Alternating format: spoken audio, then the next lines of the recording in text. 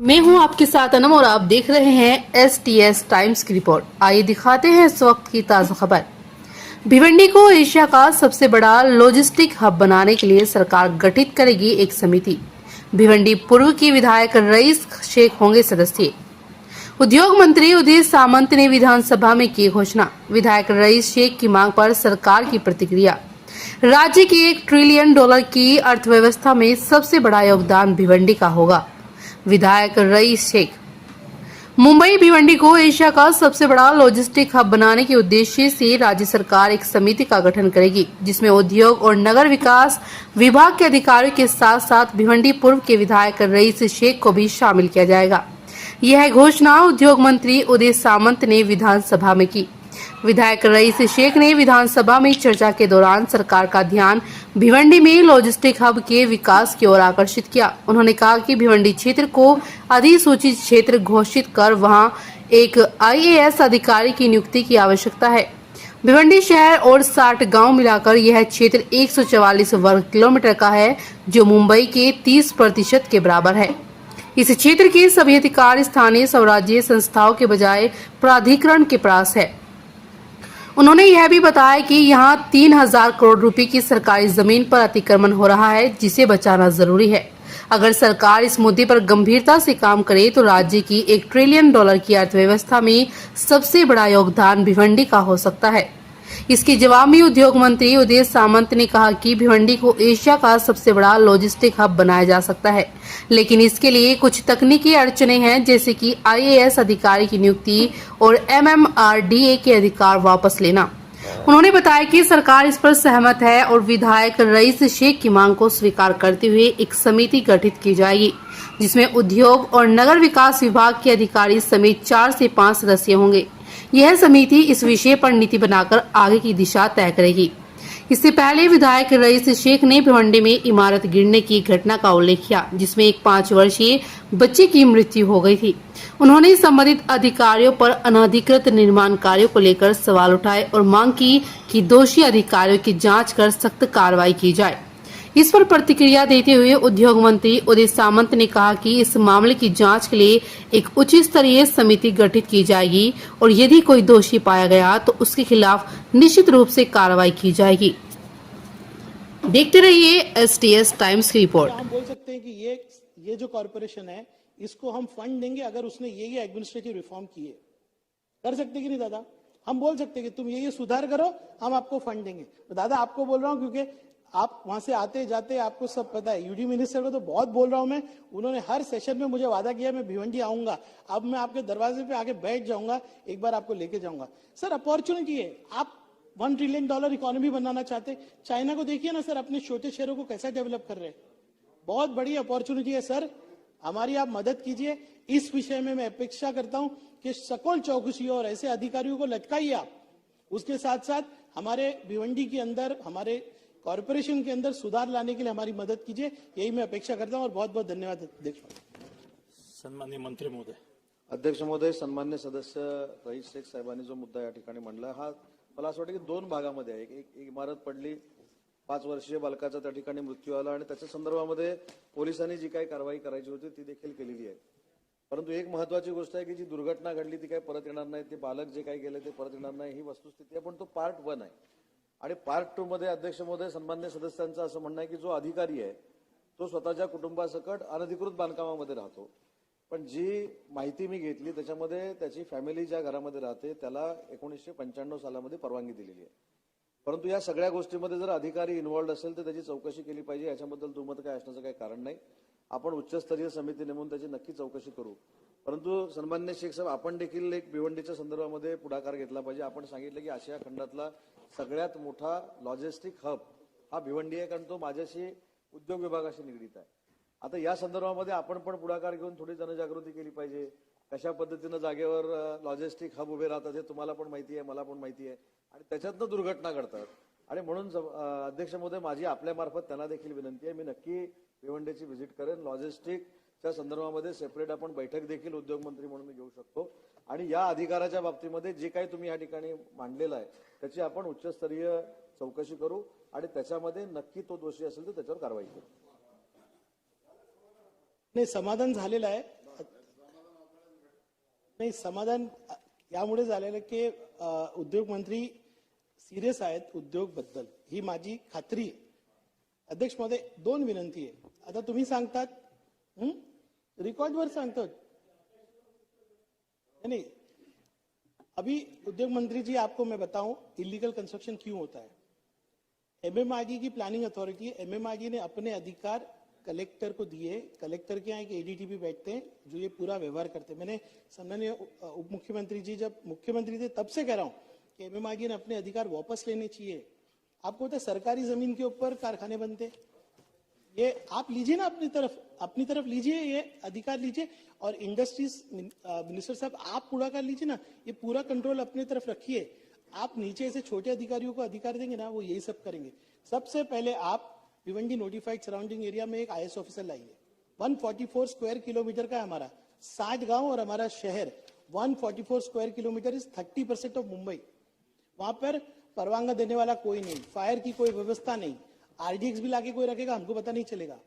Local bodies के सारे अधिकार प्राधिकरण के पास है. आप आइए तो सही, बैठिए, बात कीजिए. आप कह रहे जन जागृति, मैंने आज सम्माननीय मुख्यमंत्री उप मुख्यमंत्री जी को कहा अपनी सरकारी जमीन तो बचाइए. 3000 करोड़ की एनक्रोच हो रही है.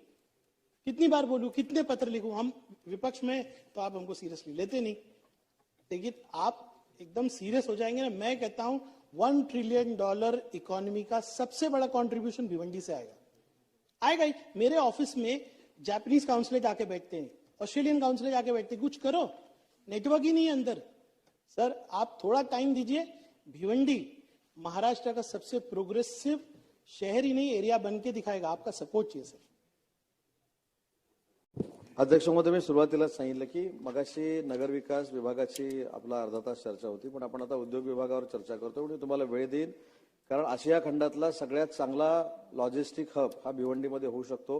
परंतु तांत्रिक अडचणी ज्या सांगितलेल्या आहेत की आयएएस ऑफिसर पाहिजे, त्या ठिकाणी एमएमआरडीएला जे अधिकार आहेत ते परत घेतले पाहिजे, जिल्हाधिकाऱ्यांना ते अधिकार, म्हणजे जिल्हाधिकाऱ्यांच्या खालच्या अधिकाराला ते अधिकार असू नयेत, याच्याशी आम्ही देखील सगळे सहमत आहोत. आणि म्हणून आमदार महोदय की तुमच्या विनंतीला मान देऊन आपण एक कमिटी गठीत करू की या लॉजिस्टिक हब बनवताना त्याच्यामध्ये आमचा उद्योग खात्याचा अधिकारी असेल, आयएएस ऑफिसर असतील, नगर विकासचं कोणतरी आयएएस ऑफिसर आपण त्याच्यामध्ये घेऊ. 3-4 कमिटी त्या ठिकाणी फक्त आणि फक्त लॉजिस्टिक हबसाठी आपण तयार करू आणि त्याचं धोरण निश्चित करून पुढे जाऊ.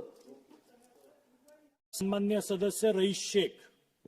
अध्यक्ष महोदय, बहुत बहुत धन्यवाद कि आपने एक इम्पोर्टेंट विषय पे आधा तास चर्चा करने का मुझे मौका दिया. अध्यक्ष महोदय, एक तारांकित प्रश्न मैंने लगाया था. मेरे इलाके में कासिमपुरा खंडूपाड़ा इलाके में एक छोटा बच्चा जिसका नाम था आहद अंसारी, उसकी मृत्यु हुई थी 21 मार्च 2025 को. अध्यक्ष महोदय, एक व्यवस्था शासन की तरफ से है, महानगर पालिका की यंत्रणा काम करती है. किस तरह से काम करती है आपके माध्यम से मैं सरकार को बताना चाहूंगा. ये जो बिल्डिंग है, ये बिल्डिंग को 2 साल डिलाइपिलेटेड डिक्लेयर किया गया, यानी कि धोखादायक है, कभी भी गिर सकती है. मेरे पास पूरा सम्मान्य मंत्री महोदय को देना चाहूंगा मैं कि ये बिल्डिंग तोड़ने का एक कारोबार वहां चलता है. इस बिल्डिंग को तोड़ने के पैसे दिए नहीं जाते, लिए जाते. पैसे लेने के बाद भी वो बिल्डिंग वैसी ही खड़ी रही. और यहाँ पर तारांकित प्रश्न में सरकार से भी डरती नहीं है महानगर पालिका. उत्तर क्या दिया गया कि वो बिल्डिंग उसी मालक ने तोड़ी और एक फ्लोर उसने ऐसी छोड़ दिया और उसकी वजह से सेप्टिक टैंक में ये बच्चे को की गिर के मौत हुई. बिल्कुल विषय. मेरा प्रश्न ये है कि अगर इतना बड़ा हादसा होता है, किसी का बच्चा इस हालत में मरता है, पूरे इलाके में ना सनसनी थी वो बच्चे के मरने के बाद. मैं 6 घंटा वहीं पे था. ऐसी कई इमारतें वहां पर है, कई जगह पे इसी तरह से डेब्रिस पड़ा हुआ है. हमको इसको एग्जाम्पल बनाना पड़ेगा. अध्यक्ष महोदय, मैं ये चाहता हूं. अध्यक्ष महोदय, मेरा पहला प्रश्न है कि 2 साल C1 बिल्डिंग को किसने नहीं तोड़ा, उनकी जवाबदारी है. आज भिवंडी के अंदर C1 डिक्लेयर करके टेनेंट्स को बाहर करने का धंधा ये अधिकारी करते हैं, लेकिन जो बिल्डिंग को तोड़ना चाहिए उसको तोड़ा नहीं. मेरा प्रश्न ये है, अब मैंने उस अधिकारी, जो अधिकारी वहां पे एक रैकेट चलाता है, उसकी माहिती दी. आपको ये महानगर पालिका रिकॉर्ड पे झूठ बोलती है. इस अधिकारी का आप सोचिए, मैंने पूरा डिटेल निकाला है. दादा ये अधिकारी है ना, जनरेटर ऑपरेटर है। इसकी भर्ती कैसे होती है? जनरेटर ऑपरेटर, और वो भी टेम्पररी। फिर अचानक वो कोई प्रोसेस फॉलो नहीं होता। हमारी महानगर पालिका में अगर मैं महापौर बन जाऊं ना, 4 लोगों को नौकरी पे लगा सकता हूं। मालेगांव की भी और भिवंडी की हालत बहुत बुरी की गई 20 साल में, यानी कोई प्रोसेस नहीं है। नहीं, सही बता रहा हूं सर, मालेगांव आपका एरिया नहीं सर, जो मैं महानगर पालिका का प्रोसेस देख रहा हूं। ये बंदा एक जनरेटर ऑपरेटर टेम्पररी से परमानेंट होता है। परमानेंट होके आप जनरेटर ऑपरेटर को क्या प्रमोशन और क्या काम दे सकते हैं? वो पूरे शहर का अतिक्रमण का चीफ बनता है। ये देखिए, उसका पूरा यही महानगर पालिका से डेटा निकालो। अब मैंने कहा कि इस आदमी पे 307 का गुना है, महानगर पालिका कहती नहीं है। यह महानगर पालिका के ही डॉक्यूमेंट है कि उस पर 307 का गुना है, वो अंदर जेल में जाता है। लेकिन ऐसे आदमी को पूरे भिवंडी के अंदर आयुक्त लोग क्या करते हैं? ऐसे दलाल रखते हैं।